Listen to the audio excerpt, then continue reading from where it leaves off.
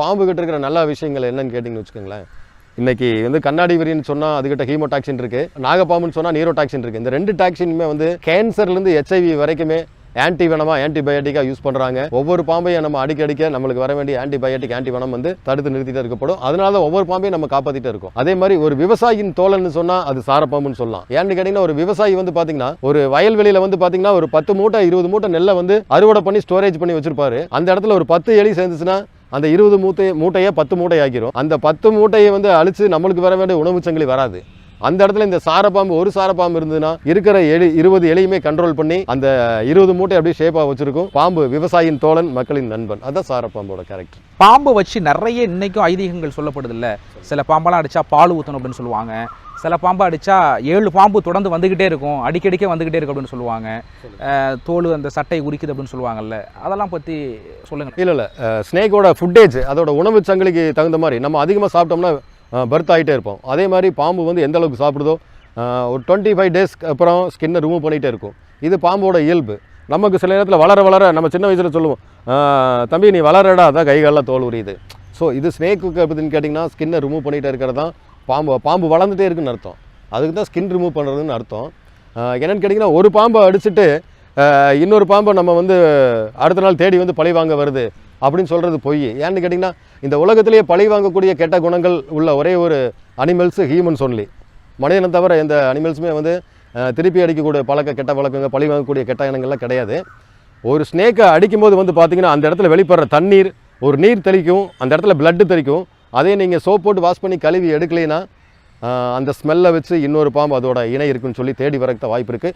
இதைய ஹியூமன்ஸ் என்ன அன்னைக்கு ஒரு பாம்பு அடிச்சு அன்றைக்கி பழி வாங்க வந்துருச்சு, இது தவறான வந்து ஒரு இதுதான். ஆனால் அந்த பாம்பு வந்து அதோட ஸ்மெல்ஸ் வச்சு தான் வரும். என்னுடைய வாசம், நான் இன்றைக்கி ஸ்ப்ரே அடிச்சிருக்கேன், இந்த ஸ்ப்ரே அடிச்சிருக்கேன், என்ன ஃபாக் அடிச்சிருக்கானா அப்படிங்கிற மாதிரி நீங்கள் தெரிஞ்சுக்கலாம். ஆனால் அதே தான் வந்து பாம்பும் தெரிஞ்சுக்குமே தவிர பழி வாங்க வர்றதுக்கு வாய்ப்பே கிடையாது. ஓலப்பாம்பெல்லாம் ஒரு 7 தொடர்ந்து வரும். நானே பார்த்துருங்க, ஒரு 2-3 பாம்பு அப்படியே தொடர்ந்து வந்துக்கிட்டே இருக்கும். குட்டி போட்டாங்க இருக்கிறதெல்லாம் அப்படி ஒன்றா சேர்ந்துடும். அதெல்லாம் அந்த வாசம் கண்டு தான்.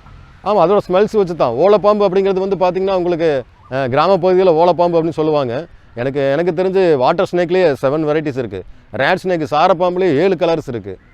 இது கிராமத்தில் வந்து ஓலப்பாம்புன்னு சொல்லுவாங்க. ஏன்னா ஓலை வீட்டுக்குள்ளே வந்து ஓலை பெருசாக படுத்துருக்கனால ஓலப்பாம்புன்னு சொல்லுவாங்க.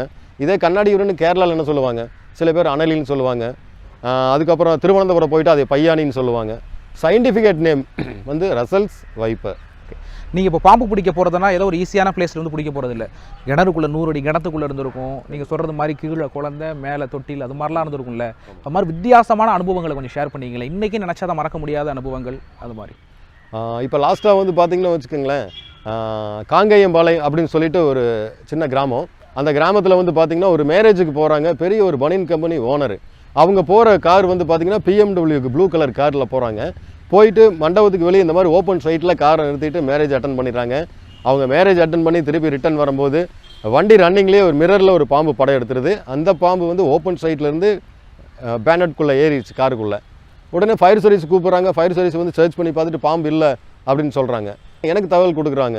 நான் போயிட்டு என்ன பண்ணேன்னு கேட்டிங்கன்னா அந்த வீலெல்லாம் கழட்டி பேனட்டை ஓப்பன் பண்ணி பம்பருக்குள்ளே பார்க்கும்போது வந்து பார்த்திங்கன்னா உள்ளே 6 ஃபீட் கோப்ரா இருக்குது. நான் சொல்லிட்டேன், இது அடல்ட்டு காமன் கோப்ரா உள்ளே இருக்குங்க, நாகப்பாம்பு தான் பெரிய சைஸ் உள்ளே இருக்குன்னு சொல்லிவிட்டு நான் கம்ப்ரஸரில் ஏர் சர்க்குலேஷன் ரிலீஸ் பண்ணி பாம்பு இங்கேருந்த பாம்பு இந்த பக்கம் வர வச்சு ரெஸ்க்யூ பண்ணி காமிச்சேன். அதெல்லாம் மறக்கவே முடியாத அனுபவம்.